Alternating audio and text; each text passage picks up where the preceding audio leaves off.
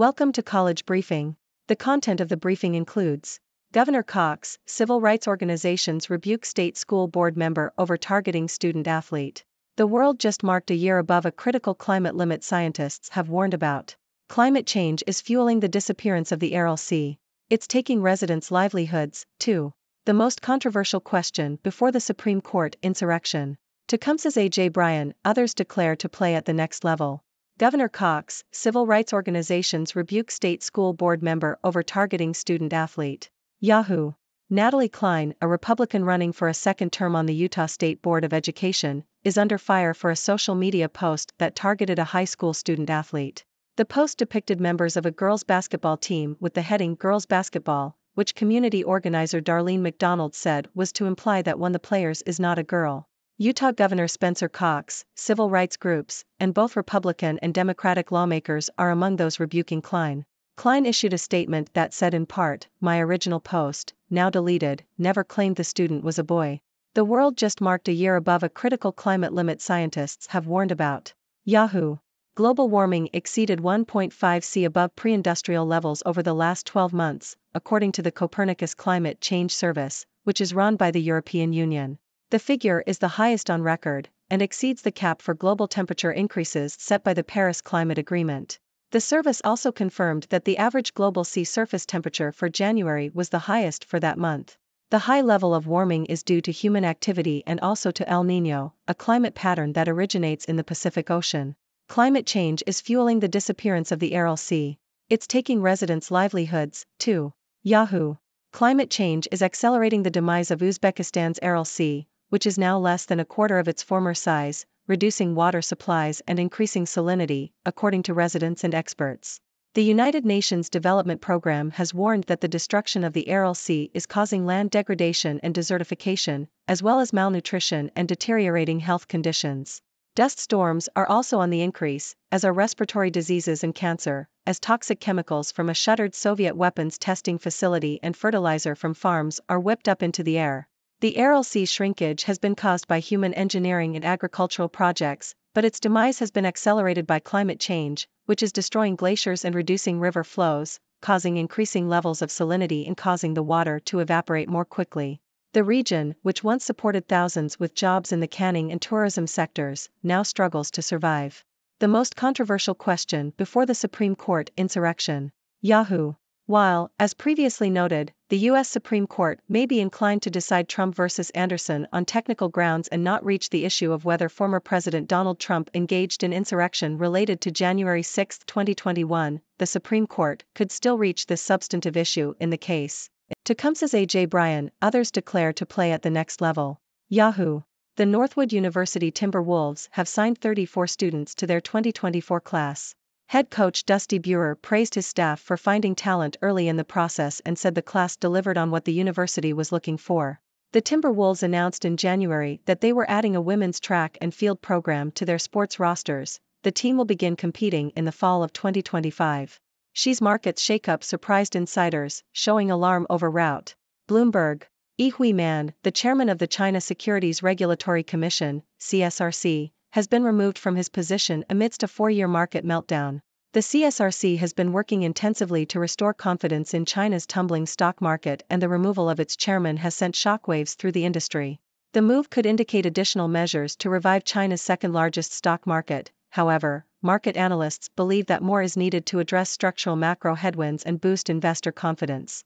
Nick Saban set to join ESPN as a college game day analyst. Washington Post. Former Alabama head coach Nick Saban has joined ESPN as an analyst. The 72-year-old will primarily appear on ESPN's College Game Day, as well as offering insights on the network's coverage of the NFL Draft and SEC Media Days. Saban, who retired last month, won 7 national championships during his career, including 6 with Alabama. ESPN and ABC are set to take over as the new home of SEC sports this year. Candidate for NC Agriculture Commissioner, GOP's Colby Hammonds, answers our questions. Yahoo! Colby Hammonds, a Republican candidate for the position of North Carolina Commissioner of Agriculture, has expressed his support for legalizing medical-grade marijuana in the state. Hammonds, a farmer and retired Army colonel, stated that he has personally witnessed the benefits of cannabidiol, CBD, in treating autism symptoms in his own children. He believes that legalizing medical marijuana is a step towards compassionate healthcare and would help treat conditions such as Parkinson's, multiple sclerosis, and post-traumatic stress disorder. Idaho football rounds out recruiting class with 2 scholarship, 5 walk-on players. Yahoo! The February football national letter of intent signing day has been moved to December, which has made it a less high-profile event. The University of Idaho signed 2 scholarship players and 5 walk-ons, after having already signed 30 freshmen and 8 transfers in December. The late signing period saw Idaho pick up freshmen Marquand McCraney and Braxton Lawrence, as well as walk-ons Jackson Peterson, Noah West Baranco, Rocco Koch, Christopher Quinones, and Dylan McIntyre. Decades before the Super Bowl arrived, Jerry Tarkanian and his UNLV team turned Las Vegas into a sports town. Yahoo! Jerry Tarkanian turned UNLV basketball into a national brand while navigating the complicated politics of 1970s Las Vegas. Paul J. Richards AFP via Getty Images. Number 11 UConn disposes of Seton Hall, 67-34, as Gino Auriemma notches 1,200th career win. Yahoo! Aaliyah Edwards scored 18 points and grabbed 15 rebounds as number 11 UConn gave head coach Gino Auriemma his 1,200th career victory Wednesday, routing Seton Hall 67-34. UConn's Gino Auriemma becomes 3rd college coach in history to reach 1,200 career wins. Yahoo! Gino Auriemma, head coach of the University of Connecticut women's basketball team, has become just the 3rd college basketball coach, male or female, to reach 1,200 career wins. Auriemma achieved the feat in his 39th season with the Huskies, having led the team to 11 championships and the Final Four 22 times. He was inducted into the Naismith Memorial Basketball Hall of Fame in 2006. Auriemma is only 3 wins behind Stanford women's coach Tara Vanderveer, who passed former Duke men's coach Mike Krzyzewski last month to become the winningest coach in Division I basketball history. Durham School's Superintendent Mubenga resigns after accounting error sparks chaos. Yahoo! Durham Public Schools Superintendent Pascal Mubenga has resigned following accounting errors and withdrawn raises that caused chaos in the district. The district reported accounting errors made in October when giving raises to classified staff, resulting in strikes and protests.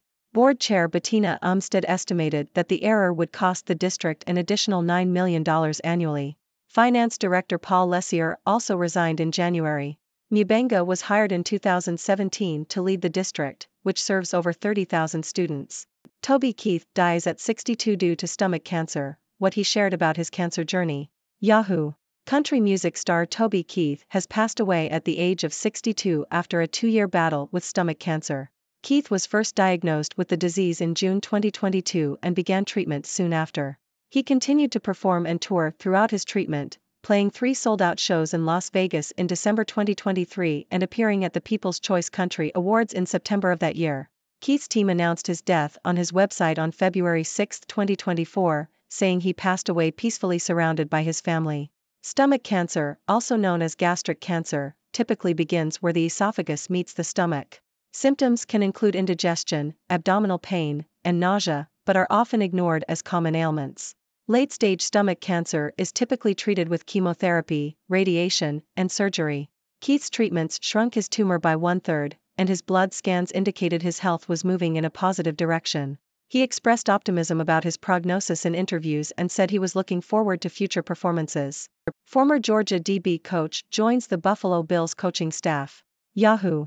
Former Georgia football defensive backs coach Jamali Addy has accepted a position as the cornerbacks coach for the Buffalo Bills.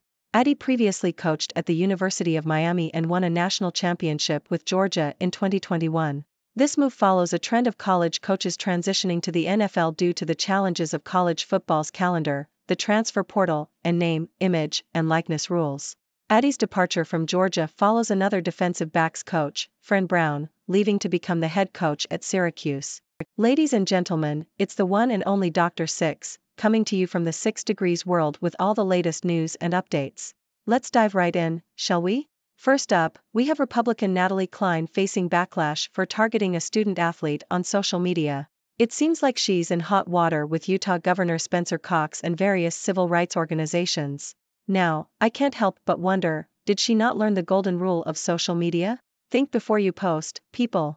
Next, we have some alarming news about climate change. Scientists are warning that global warming has exceeded the critical limit of 1.5 degrees Celsius.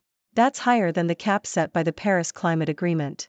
Looks like Mother Nature is sending us a not-so-subtle reminder that she's not happy with our actions. Time to step up, folks. Speaking of climate change, the Aral Sea in Uzbekistan is on the brink of disappearance. This not only affects the environment but also the livelihoods of the residents.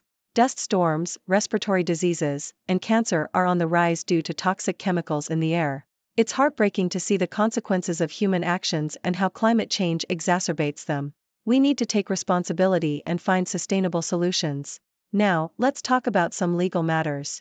The Supreme Court is debating whether former President Donald Trump engaged in insurrection related to the January 6 incident. It's a controversial question, and the court's decision could have significant implications. I don't know about you, but I'm on the edge of my seat waiting to see how this plays out. Switching gears, we have some sports news. Legendary coach Nick Saban has joined ESPN as an analyst. Looks like he's not ready to retire just yet. And in the world of college basketball, Gino Auriemma has become the third college coach to reach 1,200 career wins. Talk about a slam dunk. Finally, we have some personnel changes in the world of politics and entertainment. Colby Hammonds, a Republican candidate for North Carolina Commissioner of Agriculture, is advocating for the legalization of medical-grade marijuana. It's a stance that's gaining support as people recognize the potential benefits of cannabis in treating various conditions. And in sad news, country music star Toby Keith has passed away after a battle with stomach cancer. Our thoughts go out to his family and fans. Well, that wraps up our news for today. Remember, folks, stay informed, stay curious, and most importantly, stay connected. Now, I want to hear from you. What are your thoughts on these news stories? Let's start a discussion. Thank you for tuning in. The content above showcases the latest briefing reports and analytical synopses, thoughtfully curated by the 6Do team.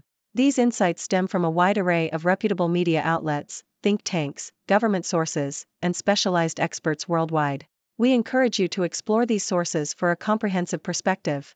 Keep in mind that while the content may not always align with the official standpoint of 6Do Brief, it's not meant to be taken as absolute directives for decision-making. Comprising seasoned media professionals, learned scholars, and accomplished scientists, the 6Do team embodies a trailblazing, fully independent media entity. To customize 6Do Brief to meet your professional needs, you have the option to subscribe to a diverse array of briefings on our website, 6dobrief.com. Regardless of your location, you can conveniently receive 6Do Brief via email.